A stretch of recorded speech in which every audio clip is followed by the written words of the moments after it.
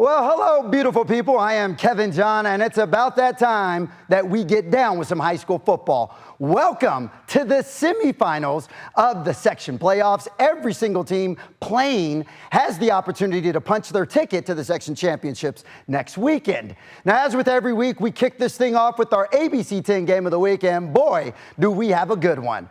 Matt George, take it away.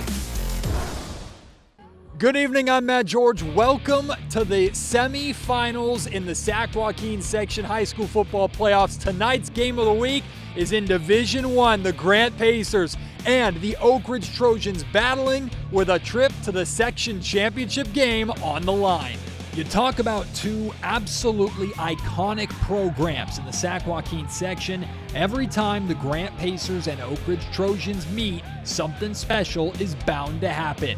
This game tonight was no different. Only one team can win and punch their ticket to the Division I section title game at Hughes Stadium next week. The question is, will it be Carl Reed's Pacers or Casey Taylor's Trojans?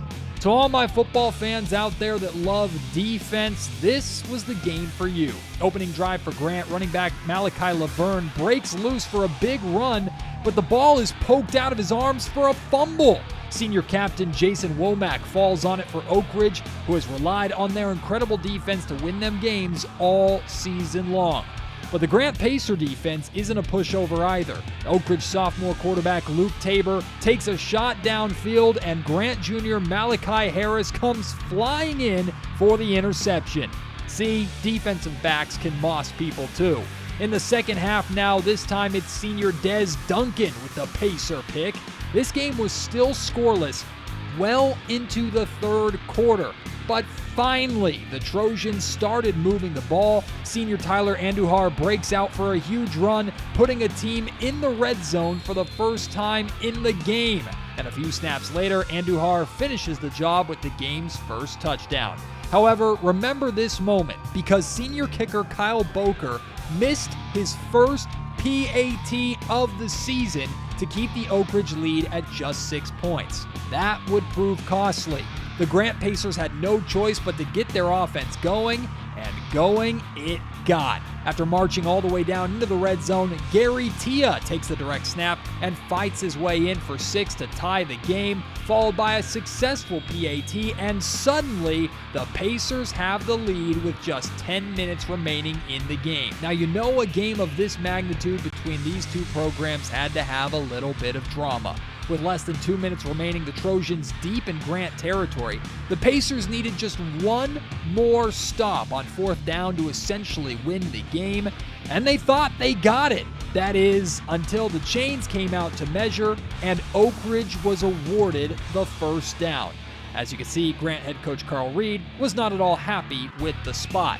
And for good reason. That allowed Oak Ridge a new set of downs to get the ball just a little bit closer for Kyle Boker to have his shot at the ultimate redemption. After missing the PAT, with just 2 seconds to go, the game came down to the senior. From roughly 30 yards out, Boker stepped up, cool, calm, and collected, and buried the game winner to defeat Grant 9-7 and send the Trojans back to the section title game. After the celebrations, I caught up with the hero of the night and his head coach.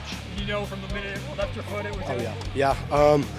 I don't think many people know, but when you get contact as a kicker, you'll know if it's right down the middle, if it's short, or whatever. You kind of just know if you've been out there long enough. Oh, he's awesome. Like I said, he's my TA in school too, so we're always talking. I got tremendous comment. I'll let him babysit my kids. You know what I'm saying? He's that good.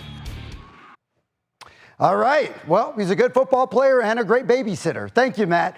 We'll keep things going in Division I. Now, last week, the Folsom Bulldogs actually trailed at the end of the first quarter. But on Friday night, the Folsom Bulldogs came out and punched their competition in the mouth. We're heading to Folsom High School. The top-seeded Folsom Bulldogs hosting the 4th-seeded Monterey Trail Mustangs out of Elk Grove. We'll pick this one up early in the first quarter. Monterey Trail ball. Now, Caden Love throws a backwards pass. It's dropped in the backfield. That's a live ball, y'all.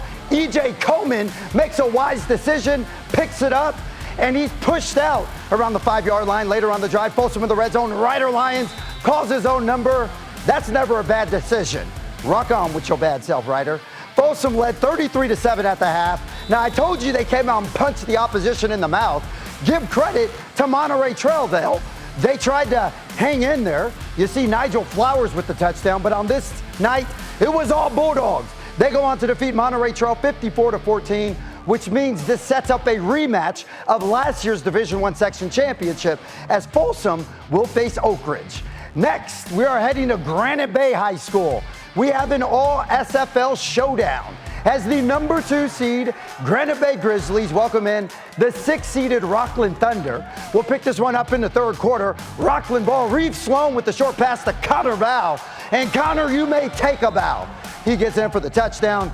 Now, later in the quarter, Rockland back in the red zone. Reeve Sloan hands it off to Jared Linder, who pushes his way in for the touchdown. But back comes Granite Bay. Isaiah Inne takes the handoff, and just like people running to go see that new Wicked movie, Inne is gonna run that all the way to the house. Oh, he's so fun to watch run. Granite Bay would hang on to win this game, which means they punch their ticket to the section championship next weekend. Congratulations to the Grizzlies. Well, if you love offense, you're gonna love this next one. Now listen to this. In last week's game, 12 Bridges put up 71 points. Only thing is, they're going against an opponent on this evening, the East Union Lancers, and they also know a thing or two about putting up a lot of points. We're heading to Lincoln. It's always a vibe on the campus of 12 Bridges High School. I guess it was Do-Si-Do theme on the night. Look at those cowboy hats. And you know what goes perfect with 12 Bridges football? The 12 Bridges Rib Cook-Off.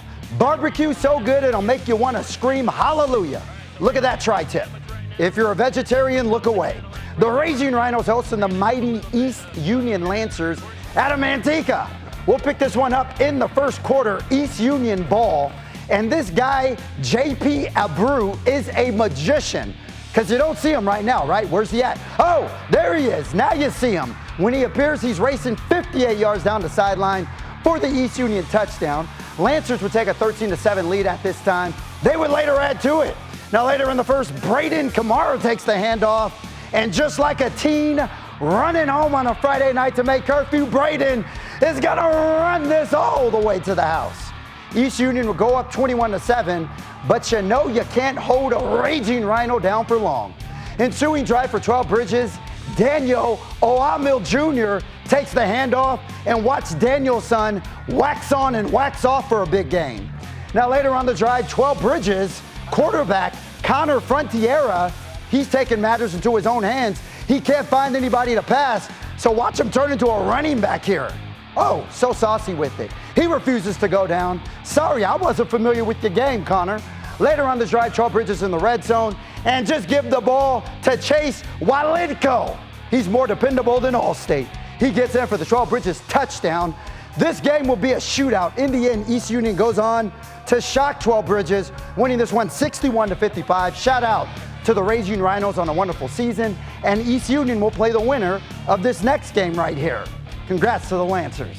Now staying in Division IV, we had a good one over in Roseville as the Tigers welcome in one of the most resilient teams in the Sac-Joaquin Section, the Houston Huskies.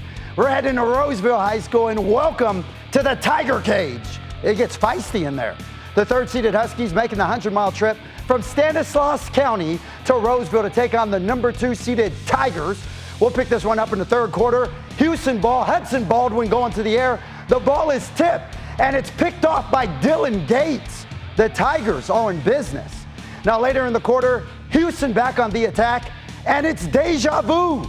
Baldwin going to the air, and it's picked off by Gates again. That Dylan Gates guy is a certified ball hawk. That sets up Roseville in great field position. Tigers in the red zone, and Mason Cesnara, he's gonna throw a bullet to Kenny McClure for the touchdown right there. Roseville up 22-7, but you know the Huskies ain't going down without a foul. Check out this play right here. We got a little razzle-dazzle from Coach King. Bryce McDaniel gets the ball on the end around. He's gonna toss it downfield, and watch Titus Beers leap up and grab it like it's the winning lottery ticket. Hot diddly ding. That was on 4 defenders, mind you. Now later on the drive, Baldwin is gonna hit McDaniel on a short pass again. Now, McDaniel doing everything he can to get into the end zone, but Roseville forces the fumble and recovers. They say defense wins championships in Roseville, able to stave off Houston's explosive offense. Tigers win this one 23-15. They will face 12 Bridges next week in the Division IV Section Championship. Congrats to Roseville on the victory. All right, we're going to keep this show going. I'm not tired yet. In Division V, the top-seeded Casa Roble Rams have just been mollywopping the competition, and at this point, I'm not convinced anyone is a threat to them in that division. Well, I guess we're going to see if the Lathrop Spartans are up for the challenge. Lathrop making the 80-mile journey to Orangeville to face the Rams in their house. We'll pick this one up late in the second quarter. Lathrop QB Darian Reno hands the ball off to the running back, but it's fumbled. And Casa's Eric Eaton picks it up, and Eaton is about to be eaten a touchdown as he takes us all the way back to the house. That was the first touchdown of the game. Casa would lead 7-0 at halftime to the third quarter now, and just like Sean Payton did in the Super Bowl, Lathrop kicks the onside to start the third, and they recover it. Now that would set up this touchdown run from Pablo Peña. We are now tied at 7. Now on the ensuing possession for Casa Roble, Jalen Barcinas takes the handoff, and just like people running to the Thanksgiving table next Thursday, Jalen is gonna run this all the way to the house. Casa Roble would go on to win this one 28-15. The Rams will face Sutter next weekend in the Division V Section Championships. Congratulations to Coach Horner and the Rams on an incredible victory out there.